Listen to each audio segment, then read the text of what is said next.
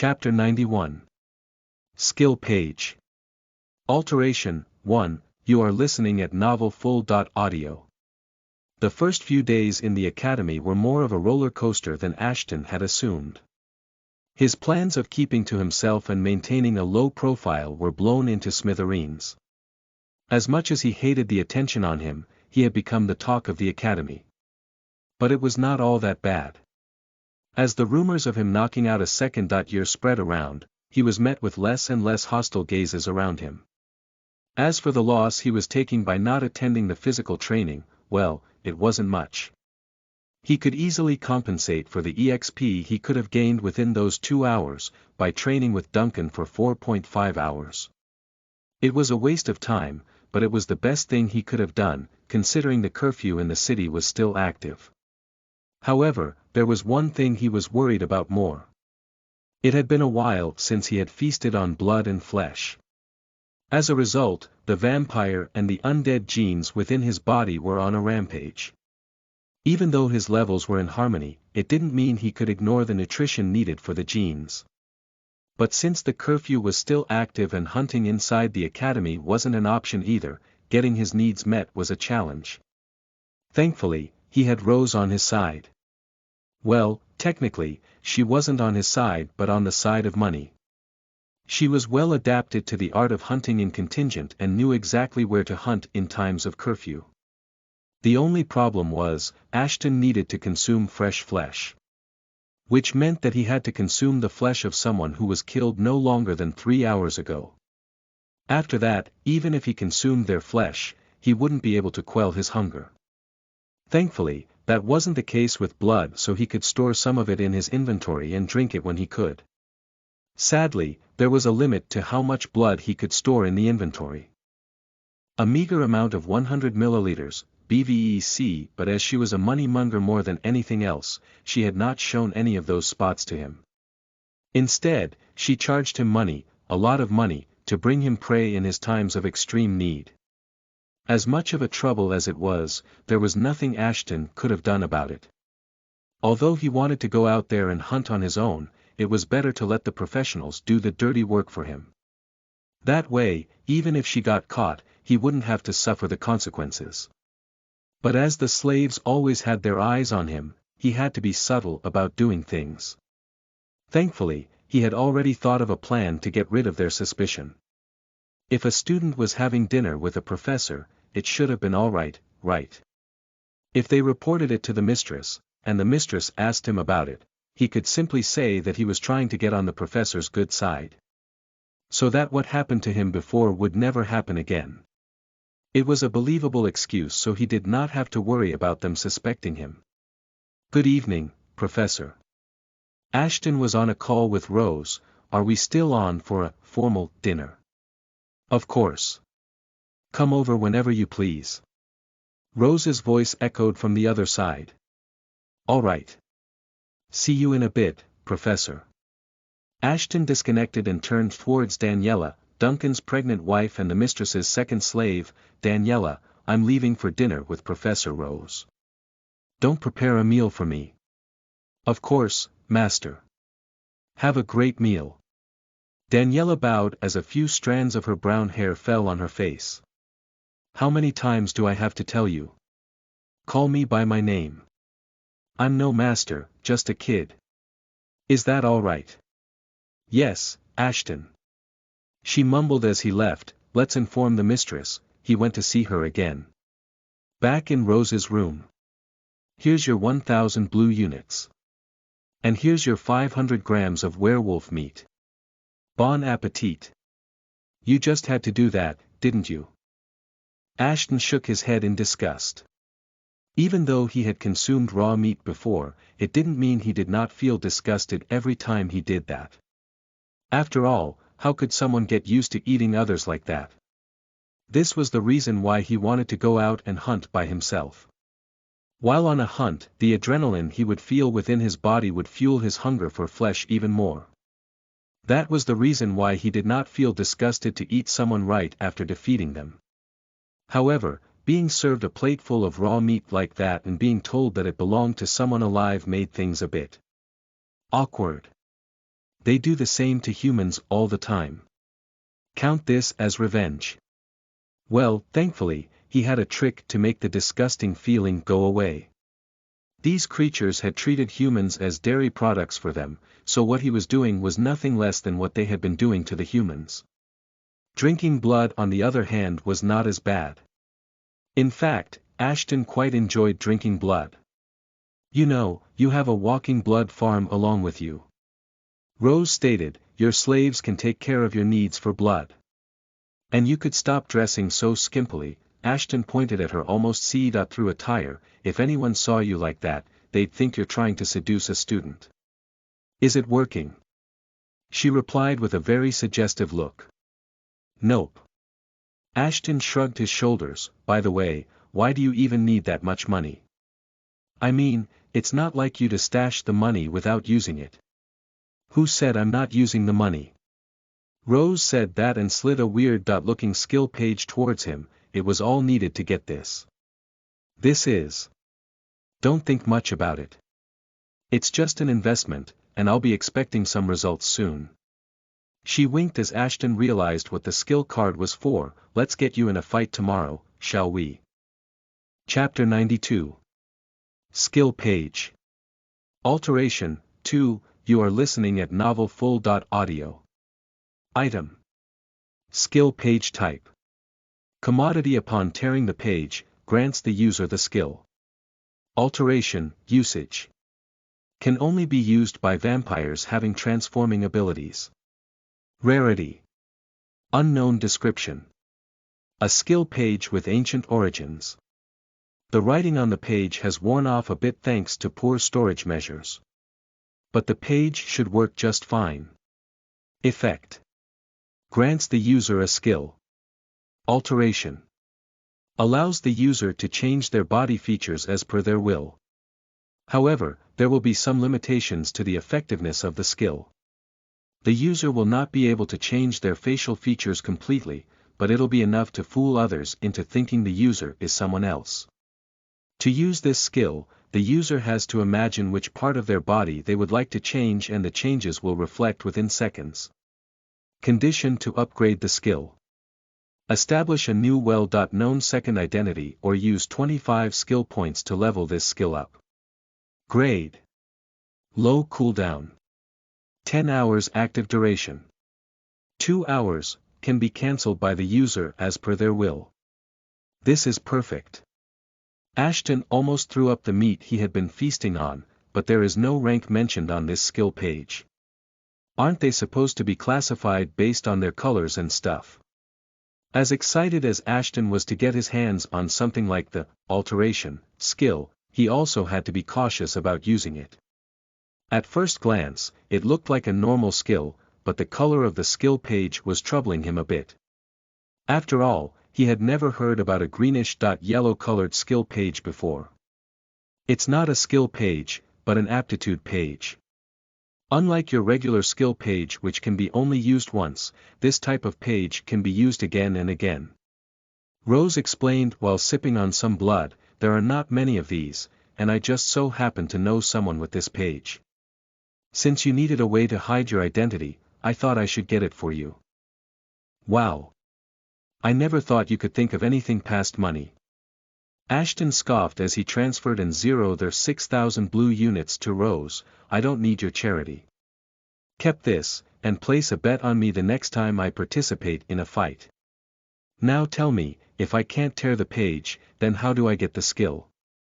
Just put a drop of your blood on the paper and it will recognize you as its owner. Ashton pricked his finger and forced a drop of blood out. As soon as his blood touched the rough surface of the page, it started shining, and a couple of seconds later, Ashton had received another skill. You have unlocked a skill. Current state. Dormant. You cannot use this skill. Skill information is hidden. Your level and grade are too low to master a skill. Please evolve and continue to know more about your lineage to unlock the skill as well as its true perks. What the hell is this about? Ashton thought doing as he was told to would solve his doubts. Instead, learning the skill made his mind go even more rampant. It was his first time hearing about a skill. Explore my lineage. But I don't even remember my parents.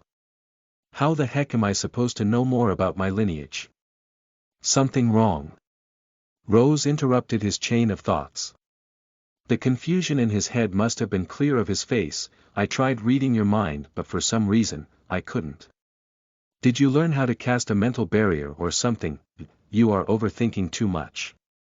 Ashton hurriedly claimed himself. You weren't able to read my mind because there wasn't anything for you to read. Is it your way of telling me that you're brainless? Rose sniggered. Think whatever you want to. Ashton shook his head and got up to leave. Thanks for the dinner. But since I can now change my looks, I think we should try hunting together. Ah, and here I was thinking I would be able to extort some more money from you. Ashton sighed and walked out of her room. She was going to extort him anyway. But rather than handing her the money, he would be handing her a bet to win. Rose wasn't aware of it, but she had tremendously helped him out. With the skill to alter his appearance, he should be able to solve a lot of his problems. But first, let's try out the skill somewhere else, shall we? Ashton had a crooked smile on his face as he headed towards the B Ranker's dormitory. His time for revenge had arrived sooner than he had expected, and only a fool would have wasted an opportunity like this. But first, he needed to get rid of everything that could have outed him to others. He didn't need to change his uniform. Ever since he ripped his uniform a week ago, he had to use the regular uniform while he waited for his official uniform to arrive. Thus, he only needed to get rid of his facial features. After making sure that there was no one around him, he started with the alteration process.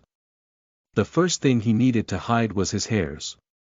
After all, there was not a single student in the academy other than him who had white hair. Thus he would be outed in no time if he did not change his hair. After the hair it was time for his nose, eyes, followed by the jawline and cheekbones. By the time he was done, he was unrecognizable even to him. But the process was tremendously painful. It was all fun and games till he changed his hair color. But when he started to change his actual face, it felt as if the bones within his face were melting away. If it hadn't been for his pain tolerance, he would have probably passed out just from the kind of pain he had to go through. It reminded him of something Rose said to him during their visit to the black market. Nothing is free in this world. He smiled through the pain. If you want to change your face, you have to pay for it through pain. However, the pain he felt only solidified his sense of revenge against the Gruntas. He could not wait to get his hands on them anymore. Chapter 93. A Taste of Your Own Medicine. 1. You are listening at novelfull.audio. On the second floor, in B rank dorms. It's been awfully quiet for the last couple of days, hasn't it? Luke Wami, one of Nick's roommates, mumbled as the three of them got ready to sleep. There was nothing extraordinary about Luke, at least it would seem like that to those who didn't know him or his background. The fact that Nick chose him to be one of his roommates was telling of itself. After all, Nick would not have chosen a nobody to stay with him. Standing at 5 feet 7 inches, the red-headed Luke had a cheerful persona and charming looks which made him popular amongst other students, and even some professors had taken a liking to him. But his charisma wasn't the only thing about him. He was on his way to becoming an illusionist. A rare class among the werewolves who had the blue blessing. Illusionism ran deep within Luke's family and all of them were trained to become an illusionist from the young age of 2 years. Thus, he was confident he would become an illusionist after achieving his class selection. How can it not be? Nick scoffed as his servants left the room after making his bed. I got forced that bastardly mutt to learn a lesson after all. You should have seen his face when he got punished. Haha. Although the B rankers were not allowed to have personal servants to help them out, Nick was made an exception as he was under house arrest. Thus, Nick and his roommate had been enjoying their time inside their room. As for their third roommate, he hadn't joined the academy yet. He had been enrolled and took the exam, but since then he went back to his family estate to sort out some family mess. Yeah. It was about time that idiot learned his place. Luke shook his head. He thought just because he stole the S rank, he could do whatever he wanted against the nobles. I couldn't agree more. Pass me some water, will you? Looks like we're out. TSK, what were the servants even doing? Luke mumbled in annoyance. Wait, let me see if there's anyone outside. Luke walked outside only to discover that the lights of the entire corridor were out. Thanks to that, not a single thing was visible. What the heck is going on here? The lights are never out. Luke was a bit worried. Also, where are the servants? They couldn't have gone far. The next moment he felt something behind him. He turned around, but before he could do anything, he was promptly kicked in the side of his head, knocking him out. Just like the servants had been. How many people did this fucker had in his room? Ashton thought as he dragged Luke's unconscious right next to those of the servants. I sabotaged the lights on a whim, but it would have been impossible to do all of this without getting spotted had the lights been on.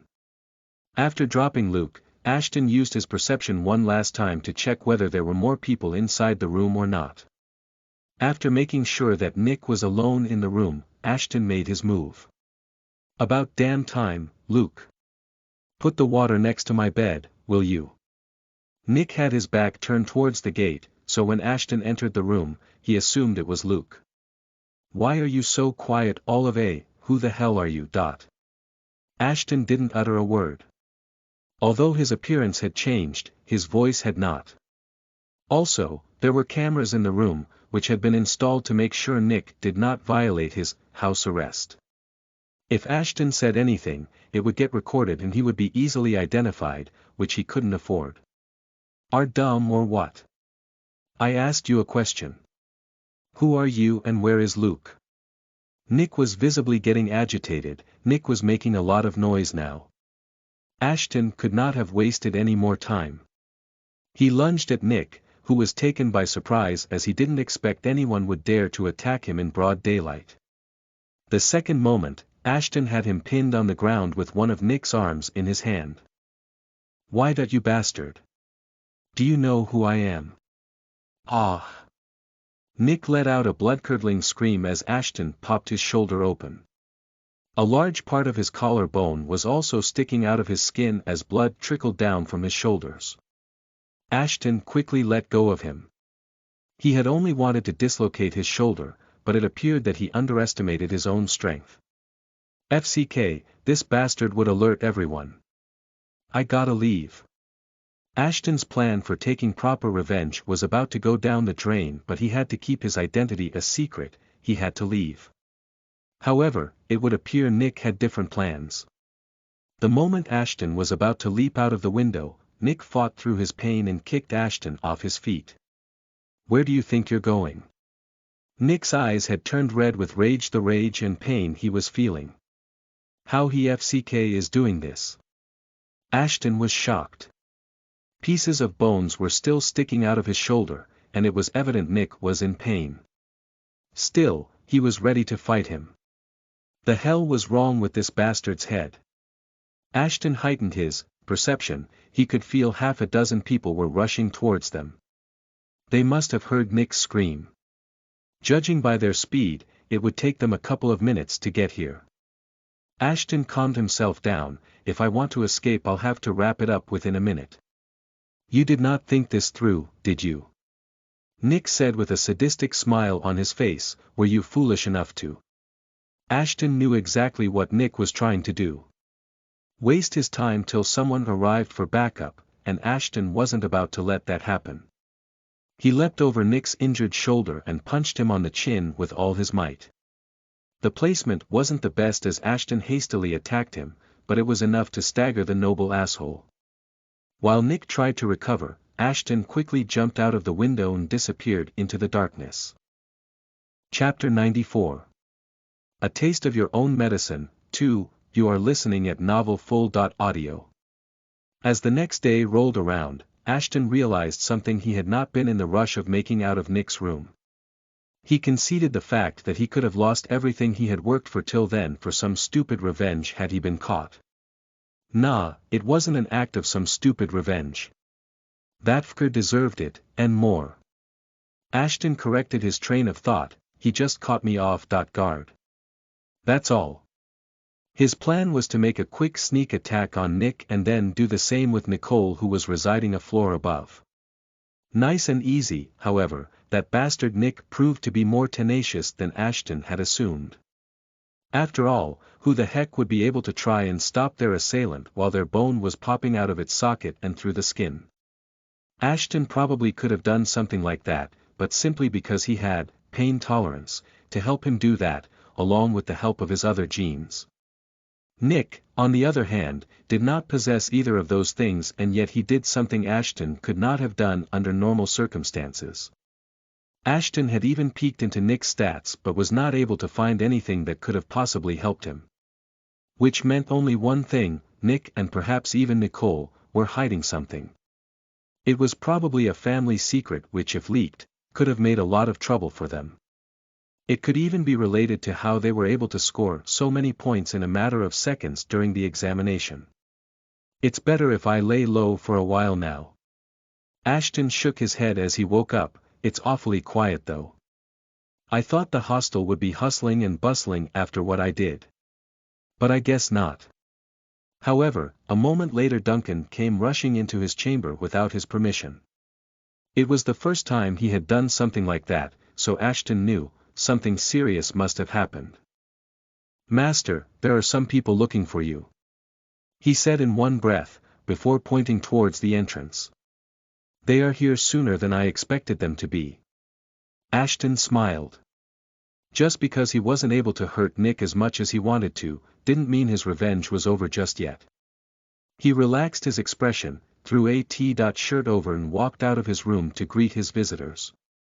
Who, to no one's surprise, were a bunch of professors who were close to the Gruntas, or at least to their parents. "How may I help you, professors?" Ashton asked with a confused look on his face. "Don't act as if you are oblivious to the situation." Amira scoffed and pointed towards him with her head. "Arrest this kid."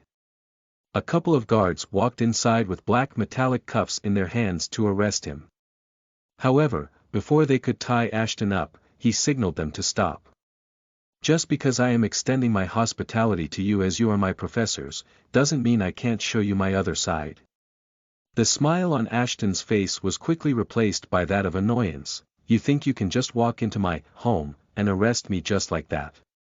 He continued, "I might not look like one to read, but I have read about the rules and laws of the city as well as the academy. If you want to arrest me for whatever reason, first show me a warrant to do so." The two guards looked at each other. Obviously, they did not have a warrant to arrest him. How could they have one when they were nothing more than the gatekeepers of the academy's main building? "ENVO, but you do know, as professors of the academy, we can call in any of our students to present themselves in front of us whenever we pleased." Professor Tanaka, the blue-haired man from the previous council trial, was present there as well. "I don't suppose you assume your student to attend your call in handcuffs, do you?" Ashton replied, "Well, whatever, I'll entertain you just this once. Please lead the way." The professors were surprised Ashton agreed to follow them after putting so much drama. However, they were glad he agreed to the condition without putting much hassle. But there was something else going on in Ashton's head. As soon as the professors turned around, Ashton whispered into Duncan's ears, "Call the mistress and tell her to get here as soon as she can. Preferably within the next hour."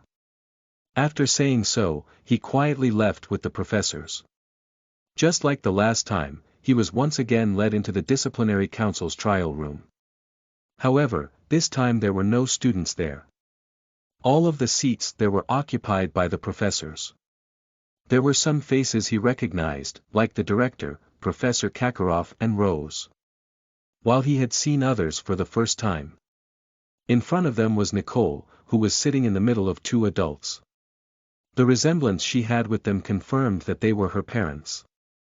As soon as they saw Ashton, the father got up in rage as if he wanted to cave his skull into the ground. But he was quickly reminded by the director to sit down, which he begrudgingly obeyed. "Let's get started with the trial." "Sorry to interrupt you, Madam Director," Ashton politely said, "but I still don't know what I am doing here." The audacity. The Grunta's blonde father once again got up in rage. "Mr. Grunta, do I need to remind you this is a courtroom where you are not allowed to speak unless you're asked to?" Grunta mumbled an apology and sat back down as the director turned to face Ashton.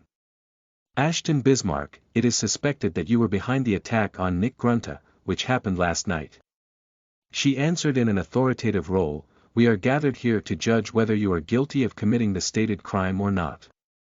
How many times would you people keep blaming me for things I have not committed?" Ashton shook his head, putting on a classic acting performance. "When I first heard about the academy, I was ecstatic to attend. But now, I just realized this place was nothing but a mansion filled with hypocrites and discriminators. Seriously, you need to stop making me the scapegoat of everything that's wrong with this place. We are not here to listen to your monologue." Amira scoffed as soon as Ashton was done speaking his mind, "Just answer the question we have, and nothing more."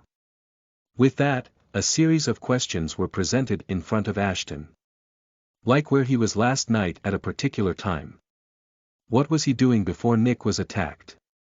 And another bunch of absurd questions. However, not once did any one of them mention the camera recordings of the room Nick was residing in. Probably because showing them the video would have immediately cleared Ashton of any suspicions. But the thing that surprised Ashton the most was how the director was going along with all that crap without raising any of the questions anyone with a sane mind would. It was as if she did not care about what happened to him at all. So that's what she meant by not supporting me. What a bitch. Thankfully, Ashton had a perfect alibi in form of Rose, who backed up every statement he made. If it hadn't been for her support, Ashton would have still gotten screwed over big time.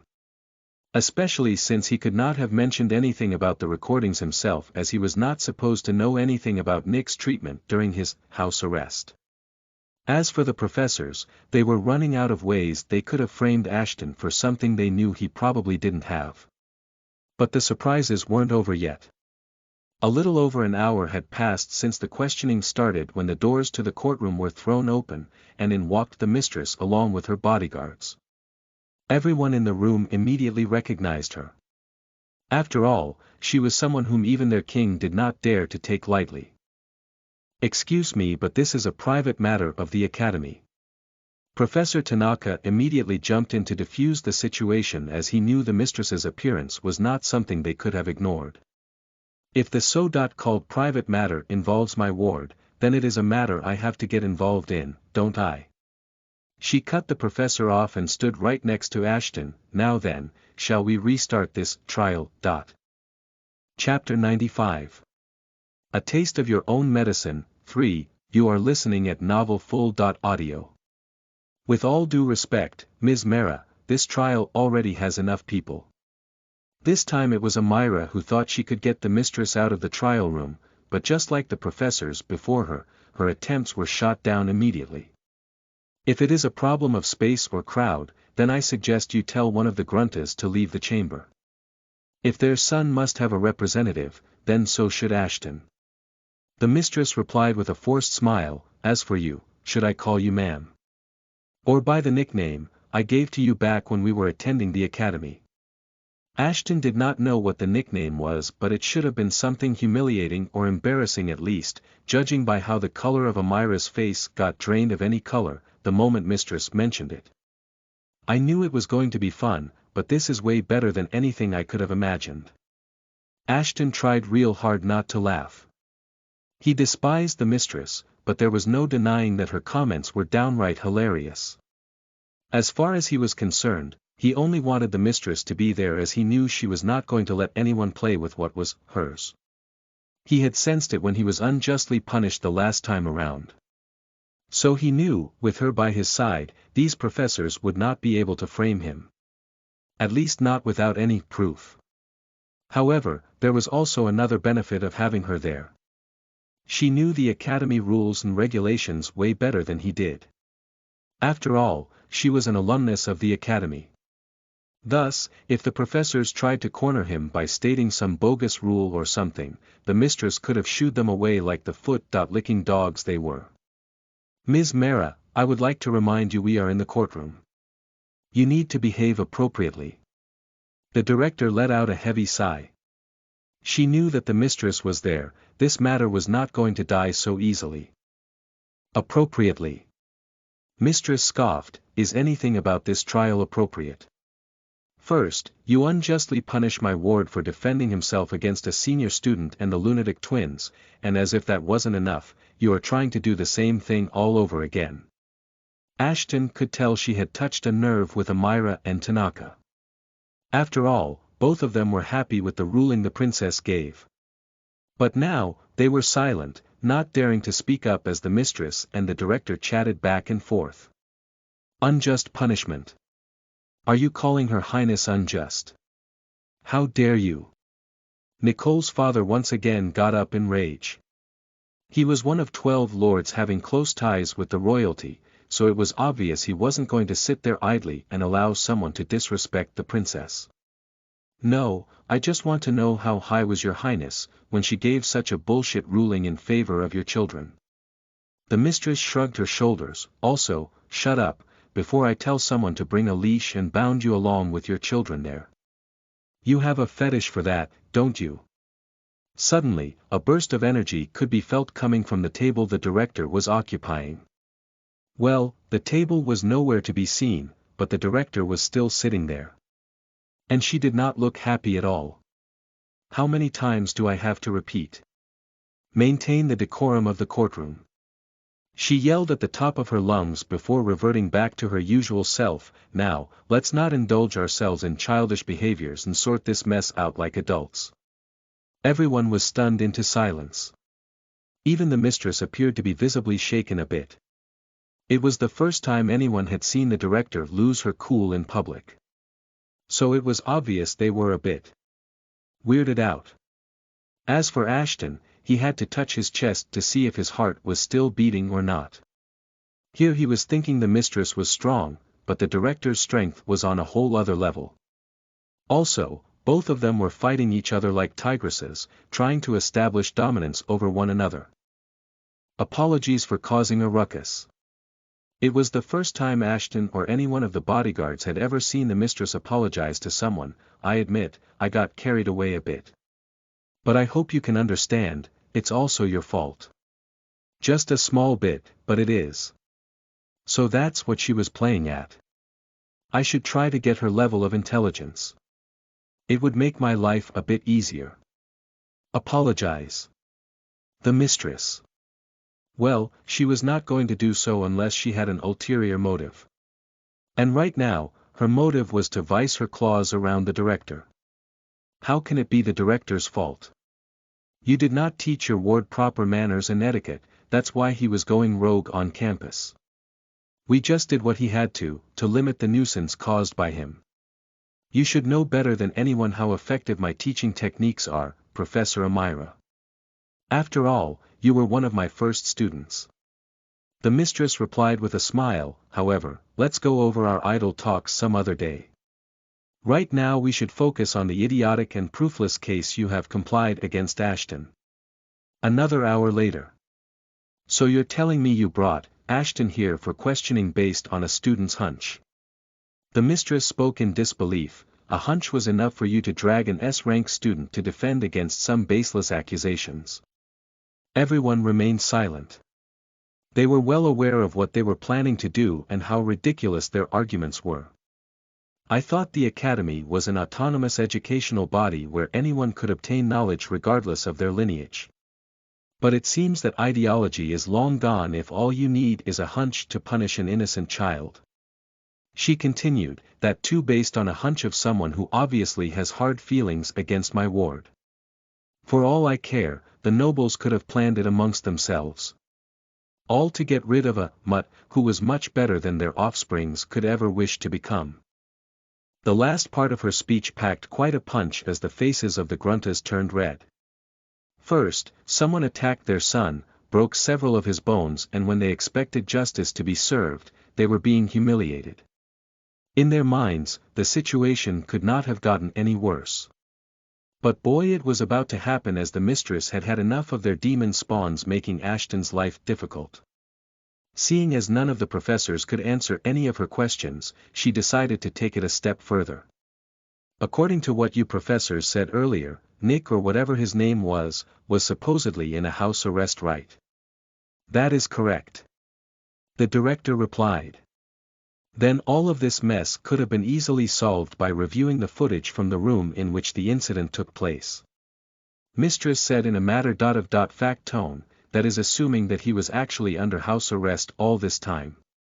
Before the director could respond to her, Tanaka jumped in with a piece of information. Apparently, the assailant had destroyed the cameras prior to attacking Nick.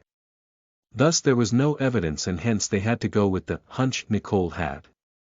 So that's the way you have decided to cover up your mistake, eh? Ashton thought to himself. Right before jumping out of the window, he had made sure that the cameras were untouched. Which meant, the professors were now on the defensive and trying to cover up their sorry assess, rather than blaming him. Now that's oddly convenient, don't you think? The mistress shook her head in disbelief. Once we are done here, you should pack your things. Clearly, the academy is no longer a place of education anymore, but of plotting and scheming. I'll be teaching you. That won't be necessary, Ms. Mara. The director immediately interrupted her. Why? Because Ashton was someone she could not have allowed to sever her relationship with. Also, if his real identity was leaked, some not-so-decent people would start hunting him. Especially if word about his talent got out. She had to keep Ashton under her supervision for his safety and her atonement. Well, judging by how things have been going around him recently, I think it is necessary, Madam Director. The mistress put up an A-grade acting performance. I can't trust simple words anymore. I need some action to ensure the safety of my ward in your academy. What do you want? Punishment to the Gruntas and anyone who had been colluding with them to falsely accuse Ashton of something he did not even do. That should be a good start. Fine. If that's required to restore your trust, then it shall be done. The director mumbled with a sense of finality in her tone. There will be another trial against Nick and Nicole Gunta. There they will either have to prove they were innocent in all this mess, or they will be suspended for 3 months. The court is now adjourned. As the sound of the gravel resounded throughout the room, Ashton shot a smile in Nicole's direction. Her hunch was correct, but since it was only a hunch, it could not prove his involvement. Ashton had been hoping for something like that to happen, and now that it had, the second phase of his revenge was complete. I hope you enjoyed a taste of your own medicine, noble assholes. Chapter 96. Off to Brawl Again. 1. You are listening at novelfull.audio. Slap. A loud reverberation was felt across the room. The mistress and Ashton had just gotten back to his room from the trial room, and without wasting a second, the mistress expressed her displeasure over the situation. All the while, Ashton just stood there like a statue. The mistress had slapped him hard, but he didn't even flinch, despite knowing the attack was coming. However, one slap was not enough to quell the mistress's anger. She kept slapping him until his cheeks turned black and started to bleed a bit. All the while, not a single squeal came out of Ashton's mouth. He was expecting something even worse to happen to him, but the mistress stopped punishing him. Even though she defended Ashton in public, she knew Ashton well enough to realize he would not have called for her help had he been truly innocent. Either he had attacked that Grunta bastard himself or made someone else do it. She was sure he had some kind of involvement in that matter, and she was not happy about it. While Ashton stood there in the middle of the room, the mistress went to wash her hand with the bowl of water Daniela had brought in. She still looked pissed but was composed enough to converse with Ashton without beating the shit out of him. I don't care how and why you did what you did. But you will never do anything like that again. She ordered Ashton in a stern tone. I will not have my plans get derailed just because of some stupid farce between two brats. Is that clear?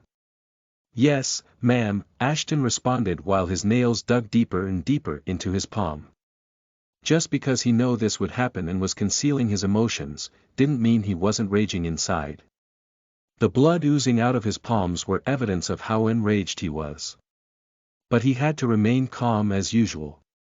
He had to act like a docile pet for now, so that he could bite that bitch's head off later. Hearing his voice made the mistress sigh heavily. She had been treating him like a grown-up, but at the end of the day, he was just a 16-year-old brat. Dumping too many responsibilities on him would not solve anything, and would make him act out even more. Also, she might have accidentally taken out a lot of pent-up frustration on him, even though he did nothing to deserve it. Come sit here. The mistress gestured him to sit beside her on the bed. Daniela, get me a first aid kit. Listen, Ashton, I lost control for a bit. Because too many things seem to be happening around me, all of a sudden. Things that can even overwhelm someone like me. I understand, Ashton replied without looking in her direction. L.C. No, you don't. You don't understand how bad things are in Madden Creek. She mumbled before laying down on the bed. A lot of people have betrayed my trust recently. People whom I would have trusted my life to, like Donovan. Ashton turned to face her. The news was too shocking for him not to react. Donovan, the mistress's most loyal servant or mate or whatever, had betrayed her. This news was something Ashton could not ignore. You're shocked too, huh? The mistress smiled wanly, but yes. He had betrayed me and joined my father's side. Even though he hated him just as much as I did. But he wasn't alone. Disha went along with him, and to be honest, I'm not surprised. After all, whenever she saw him, her eyes got all lovey-dovey. Infatuation is a bitch. But when did all of this happen? They were on your side just a few days ago, right? Ashton tried to pry out some more information out of her. Also, since you were their alpha, couldn't you stop them using your abilities? Let's just say, I trusted them too much and paid the price for it. Thankfully, I had a habit of not giving anyone a complete plan of my next move. So they can't harm me from a strategic point of view. The mistress sighed again before sitting up. That being said, I don't trust anyone now. Especially not you. Considering you have been meeting a lot of professors these days. Ashton looked at Duncan as mistress said that. It was just an act to show that he didn't know about it beforehand. I was just trying to get them on my side, Ashton said while his eyes were still fixated on Duncan. After all, you saw what happened today. Something much worse would have happened if I didn't have some other professors on my side. The mistress nodded.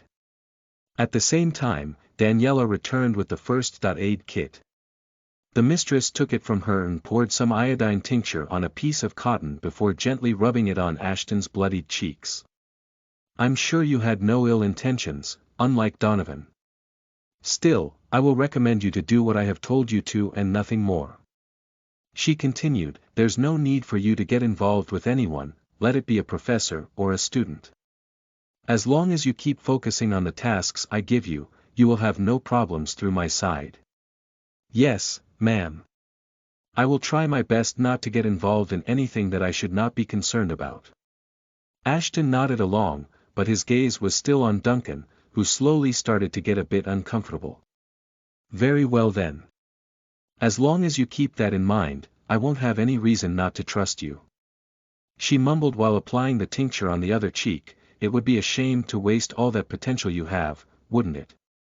After that, the mistress stayed there for an hour or so to talk some things out, and left after warning Ashton to not do anything stupid ever again. Little did she know, he was going to do something stupid as soon as she walked out of there. Duncan, I'm feeling like my movements have rusted a bit after sitting all day. Ashton said with a sinister smile on his face, would you mind if we spar for a bit? Chapter 97. Off to brawl again. 2. You are listening at novelfull.audio. Huff. Huff. Come on, get up. We're not done yet. Ashton instructed Duncan before cracking his knuckles. I told you I was feeling a bit rusted. I need to freely move my joints, you know. Duncan was on his knees, covered in blood all over, and it was no coincidence that he ended up like that. After all, Ashton's fists were covered in his blood. The rules of the academy might have protected the students, but he was the only one who could have protected his servants. In other words, he could have done whatever he pleased with them and no one would bat an eye. Because frankly, no one cared about humans either way. Ashton knew these bastards were spying on him, but he left them to go unpunished because he had a soft spot for humans. He could have punished them from the beginning if he wanted to, but there was something he needed before making his move or his plan could have backfired. Now that he had the things he required, thanks to Rose, he could have easily gotten rid of them. But now, he had realized that waiting was a mistake. Initially, it was his plan to win their trust over with patience, but now he did not have any left. He needed to make sure they were loyal to him and only him. No matter what he had to do. It was a tough pill he had to swallow, but in the last couple of days, Ashton had realized something. In the world they were living in, being good to somebody won't do shit. If he wanted to get something, he would have to be prepared to snatch it away from others, through violence or wit or a combination of both. Looks like you're at your limit. Ashton squatted down to take a good look at Duncan. Guess I'll have to switch opponents. Since there isn't anyone else here, I'm afraid I will have to ask Daniela to help me while you recover. Saying so, he got up and started walking towards Daniela, who had been watching Ashton beat the living crap out of her husband.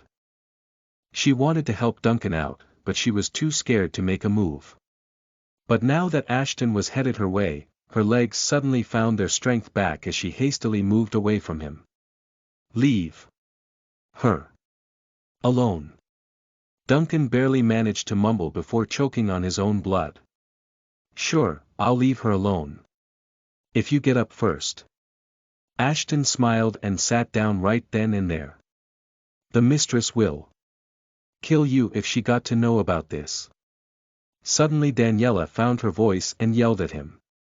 As soon as Ashton heard what Daniela said, he started laughing like a maniac.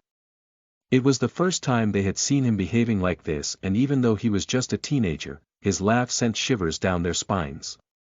Kill me. How delusional can you morons be? Ashton said between his fits of laughter, I'm way too important for the mistress for her to kill me. You, on the other hand, are simply disposable resources, and believe me. Once she doesn't have a use for you, you are going straight into her enclosure to spend rest of your miserable life. Ashton walked back to Duncan and kicked him right in the face while he struggled to get back to his feet. Ashton was no longer pulling his strikes back. He wasn't using his entire strength either, but it was enough to break Duncan's bones with ease. If I kill you, then sure, she would be pissed and discipline me again. But we all know how well that goes, don't we? Ashton then took Duncan's spear and stabbed his leg. Come on, Duncan. You can stand up.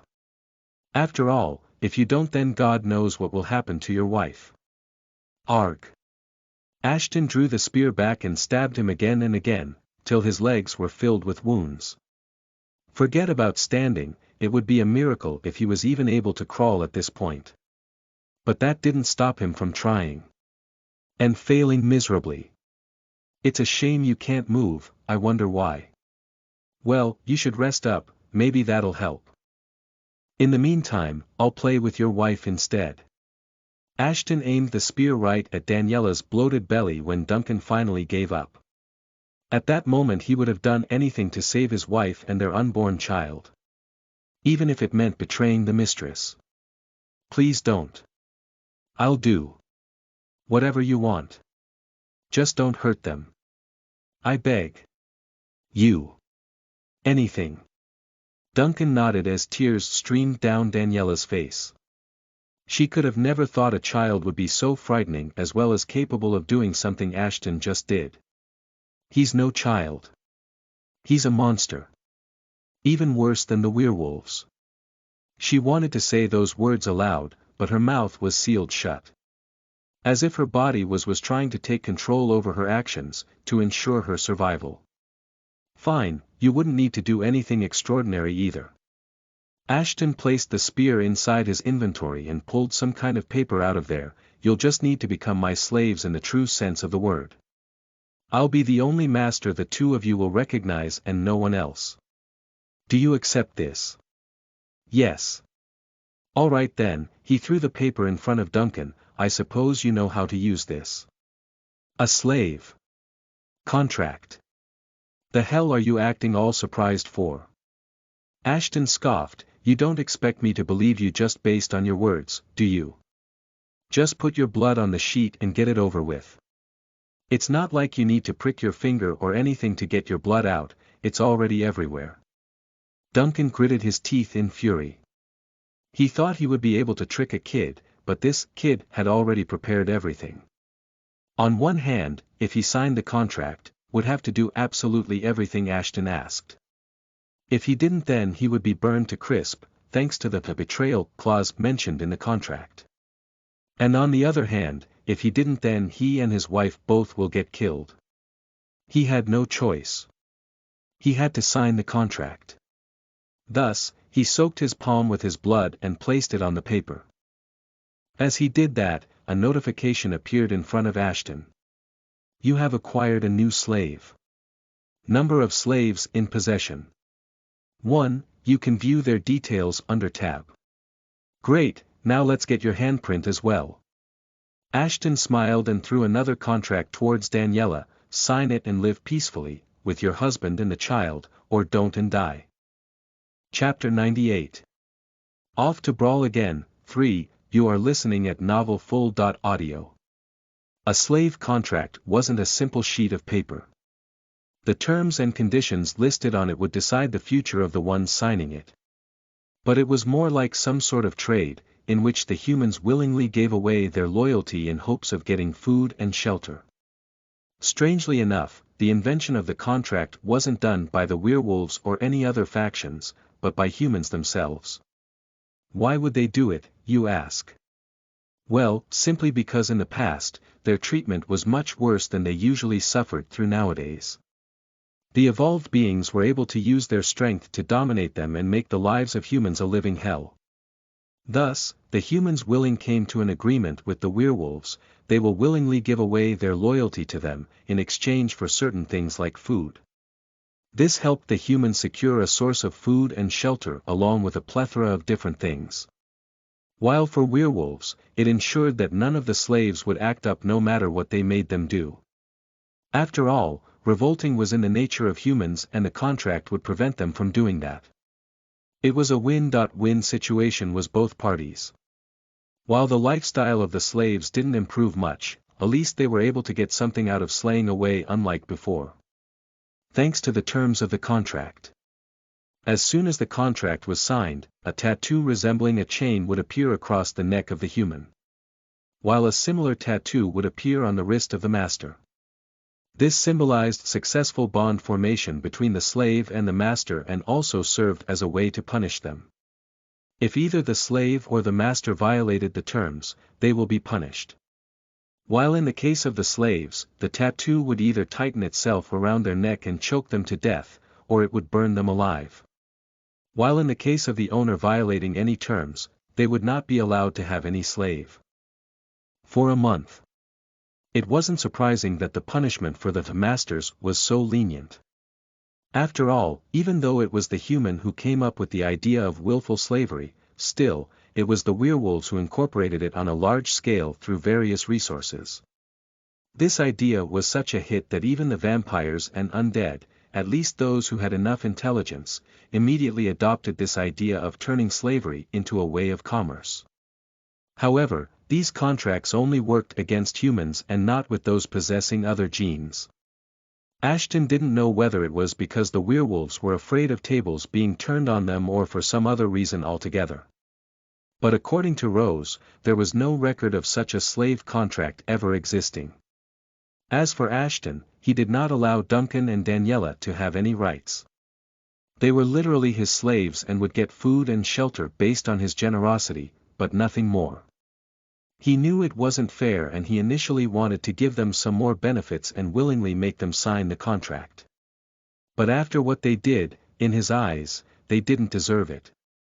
However, in future, if they did a good job and Ashton felt like he could trust them, he would reevaluate the terms and give them more benefits.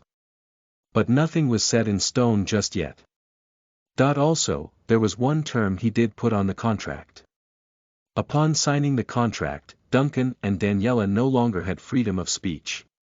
Which essentially meant, their vocabulary was very limited. Ashton did so to ensure that they will never be able to talk or write about anything that they should not have. Like him leaving the dorm room at night to hunt or to go and fight underground battles. This made Ashton's life a lot easier. He no longer needed to hide and sneak away from them. He could do whatever he wanted and Duncan and Daniela would not be able to do anything to hinder him. If they tried to do something, they'll die immediately. But having just the two of them sign the contract would not have been enough, Ashton thought before pouring a healing potion on Duncan's wounds. The child Daniela is carrying could be a hindrance to me. You have acquired a new slave. Number of slaves in possession. 3. You can view their details under tab. Even though Ashton wasn't sure whether Daniela would somehow be able to use her child to escape the loop. Thus, he wasn't willing to take a risk. As a result, he even included the unborn child in Daniela's slave contract. For that reason, it was showing that Ashton had 3 slaves instead of 2. There you go. All healed up. Ashton stored the empty bottle back inside his inventory before turning towards Daniela. Clean this place up while I go out for a walk. Yes. Master. To her surprise, the words forcefully came out of Daniela's mouth. I can get used to this. Ashton smiled and left the room. He wanted to get a bit more EXP for his werewolf genes, to make sure no one surpassed him in his class. And the best way to do that was to head towards the black market. Although it was a bit dangerous for him to roam around the streets at night, thanks to the curfew, still it was alright to head out during the day. However, as he made his way towards the main gate, he saw a couple of weirdly dressed people there. It felt as if they were part of some kind of elite police force or something. While one of them was an adult, there was a girl about his age accompanying him. It only took a glance for Ashton to realize that the girl was in love with pink. Everything, from her hair to her bow and arrows, was pink. As for the man next to her, he was a walking brochure of a tattoo artist and had numerous knives strapped on his bulky body. They appeared to be busy conversing with the director. Interesting. Should I try listening in? Never mind, they are leaving already. Ashton continued walking towards them when the girl turned around and looked him straight in the eyes. He didn't know why, but the moment she looked at him, Ashton felt vulnerable. As if he was being interrogated or something. It was an awkward feeling, but it disappeared as soon as the girl left. The hell was that? Chapter 99. Off to brawl again. 4. You are listening at novelfull.audio. There was something off about that girl. Ashton's instincts were screaming at him. The look she gave him left a weird taste in his mouth. But before jumping to any conclusion regarding the girl or the man who was with her, he needed to get some information about them. It could be that they were friendlies or a neutral party. Or it could be that the Gruntas were still not going to let the matter go and hired these people to cause a ruckus in his life. Given all the money they had, it wouldn't surprise him if they actually did something like that. After all, a noble's ego was something once hurt, would take a lot of effort and revenge to mend. As much as Ashton wanted to leave for the black market, he decided it was not the right time to do so. He better postpone it for a few hours. What am I even thinking? He vigorously shook his head. This is the best opportunity to leave. I wouldn't change my plans just because a couple of random people showed up out of nowhere. Ashton convinced himself he was simply overthinking things and made his way out of the academy. The director was still near the gate when Ashton headed outside, but she did not acknowledge him in any way. It appeared that her friendly persona was long gone. At least that's how it looked to Ashton. Either way, it wasn't like he desperately wanted to talk to her either. While he appreciated allies and helpers, he wasn't going to let anyone bend him to their will. Not if he could help it, obviously. It took a while for Ashton to reach the black market. Basically, because he was stopped by the city guards at every f***ing square he had to cross. Of course, the officers only had one intention in doing so. To pester a kid who was walking the streets by himself. However, that changed the moment Ashton showed them his academy ID. When the officers saw his ranking, they immediately let him pass. They didn't do so because he was an S ranker, but because they were worried about the backing the kid must have had. Had they known he did not have any backing, their reaction would have been very different. On top of that, since Ashton was roaming the streets by himself, they assumed he was being guarded by the shadows. It was a term used by the commoners to depict the possibility of nobles being protected by bodyguards and mercenaries who were hiding from plain sight. Guarded by the shadows, my ass. Ashton thought to himself before augmenting his face, away from everyone's eyes. If it wasn't for their presumptuous nature, they would have delayed me even more. After he was finished preparing, he entered the black market. Even though it was daytime, the place was hustling and bustling like never before. Probably because most of these people would have wanted to get out of there before sunset. Ashton had a feeling, no one would want to wait there while there were terrorists on the loose. Ashton knew there were no terrorists in contingent. After all, he was the one because of whom all this crap started in the first place. Without wasting any more of his precious time, he walked straight towards the counter to get himself registered for a fight. But there was an issue. Since he wanted to level up his werewolf genes, he had to fight as a werewolf. That meant, he could not use his alias as Mr. Virgin this time, who was a vampire. Nor could he use the mask of vampirism, or his twin blades as they were times used by vampires. In the end, he had to create a new identity for himself, which was a good thing, considering it was something he needed to do in order to level up. Alteration. Name. Vince. Class. Classless. Type. Brawler. Ashton registered himself as a brawler because, well, he could not have used either of his two weapons. The twin blades were the weapons of Mr. Virgin, while the bone whip was something Ashton used, and using the weapon here might out his real identity. So he decided to go fight with his transformed fists. After all, that was the way werewolves fought most of the time after transforming. As for the matches, he was lucky as one of the fighters from the next scheduled match had walked out and they had a free spot available. Ashton took the spot without any hesitation and placed a 2,000 blue units bet on himself. After all, he was confident in winning. But when he asked about his opponent and why did the other guy ran away, he got no answer from the counter. Well, whatever, guess I'll have to figure it out myself. Ashton thought before heading towards the ring. Unlike the previous time Ashton fought there, the ring or arena as some called it, wasn't covered by a cage. Which meant, basic arena rules were applied to the match. 2 ways to win, either knock your opponent out or push them off the arena.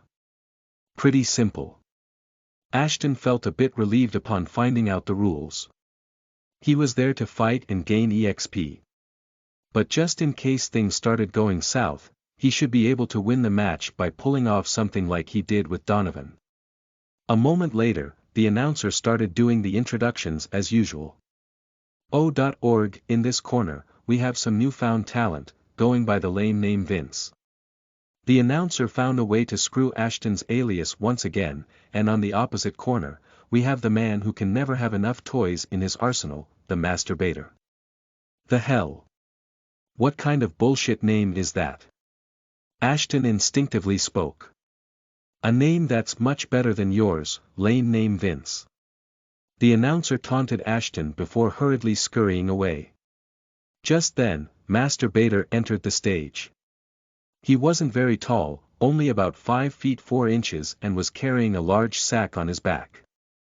He did not have a single strand of hair on his head, face or shirtless body. Also, his eyes were covered with huge black goggles that made him look like some mad scientist. Great. I enrolled in a fight with a joker. Ashton shook his head, no wonder the other guy backed out. The odds of winning the match would be leaning overwhelmingly towards him. Thus he would not have made much money despite winning the match. I just hope this fool give me some EXP at least. Chapter 100. Oh shoot. 1. You are listening at novelfull.audio. As soon as the match started, Master Bader immediately ducked within the sack he had been carrying with him. Ashton didn't wait and lunged at him. With his claws drawn, he was about to punch the Bader into oblivion, when suddenly he was pushed back with an invisible force. The heck was that?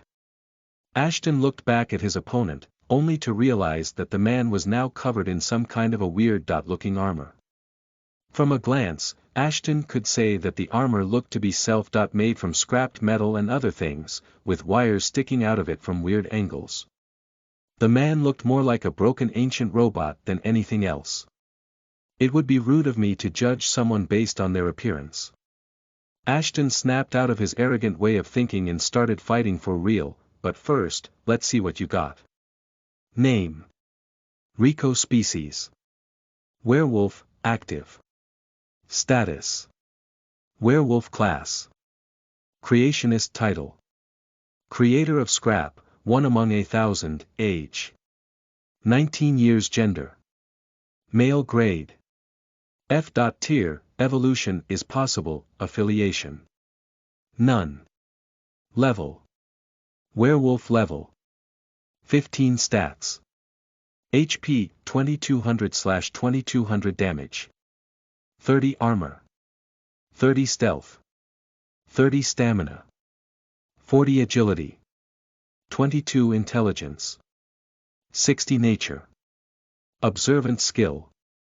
Werewolf skills. Creation. A skill allowing the user to visualize blueprints of forgeable equipment inside their head and store them for later use. This skill can also be used to reverse engineer some basic pieces of equipment from unknown sources. The user will be able to store rarer blueprints as the level of this skill goes up. Grade. Low cooldown. 1-day forge. This skill allows the user to forge a stored blueprint with ease. Once activated, the user's body will continue to forge the equipment in question, even while they sleep.